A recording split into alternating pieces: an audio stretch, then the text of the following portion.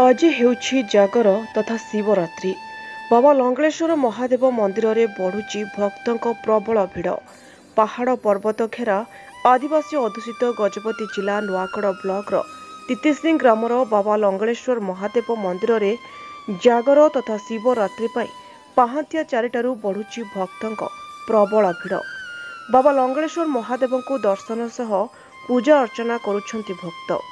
आखपाख अंचलवासी समेत बहु दूर दूरंतरू ए बाबा लंगलेश्वर महादेव को दर्शन करी खुशी अनुभव लगुथिबा कहिसंती भक्त।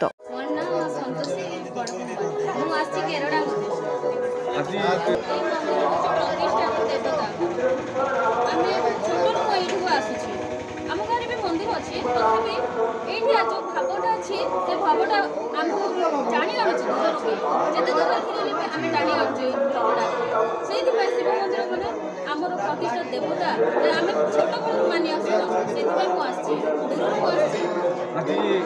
बहुत खुशी अनुभव करें मंदिर माने जीवन सारा मंदिर भल था जे मुझे मो फैमिली को धरिक मुझे बहुत खुशी अनुभव कर मंदिर कमिटर सभापति अच्छी आज तो महाशिवरात्रि जागर आज भोर 4टारू कार्यक्रम आरंभ होती। भोर 4टारू भक्त मान भिड़ जमी भक्त मैंने आसुँच पाख एरिया कि जिला बाहर भी अनेक यात्री आसती भगवान दर्शन करेंगे और आशीर्वाद लाभ करेंगे। राति प्राय 12टा बाजिले आम महादीप उठर राति मनोरंजन कार्यक्रम अनुष्ठित कहीं जागर राति से गोटे सामाजिक नाटकर व्यवस्था कर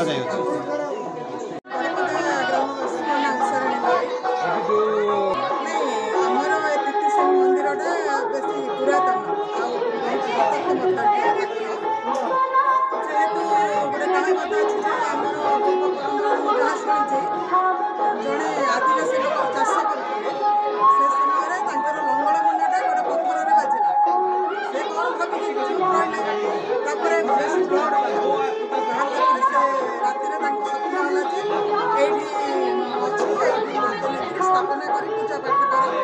से आसिक सकाले जो खोले भगवान पाइले लंगलेश्वर संपदा से लंगलेश्वर होती लंगलेश्वर माने लंगलर मन बाजिक जेहेतु से आविर्भाव होती से लंगलेश्वर से बहुत प्रतिष्ठा देवता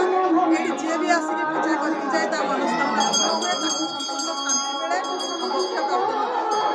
सबुले आसे जेहेतु मो बड़पदासी आशीर्वाद परिवार कुशल अच्छे सब आसे प्रभु दर्शन करे शांति लाभ करे ना नरसिंह सामत घर मोर रायगढ़ ब्लॉक गोपालपुर मु बड़पदा सेंट विनसेंट एम स्कूल अच्छी टीचर हिसाब शांति लगुच जीवन रे मुझे प्रति सोमवार प्रति संक्रांति आसूची निजक बहुत शांति लगे तेणु मु भगवान सहित संश्लिष्ट होगी बहुत शांति अनुभव कर अनेक जगह ये प्रकार शिव मंदिर अच्छी किंतु आमर नुआगढ़ ब्लॉक तितिसिंह ठारे गोटे शिव मंदिर आर माने तात्पर्यता कौन बोली भावुं अनेक जगह शिव मंदिर अपेक्षा आमर नुआगढ़ ब्लॉक ये तितिसिंह शिव मंदिर तार स्वतंत्रता ये हूँ प्रत्यक्ष अन्य गुड़ाक स्थापन कर प्रत्यक्ष जेहेतु आर गोटे तात्पर्य आउ मर्यादा हल मन भीतर मत शांति। गजपति जिलूर मनोहर परिछांक रिपोर्ट ज्योतिप्रभा न्यूज।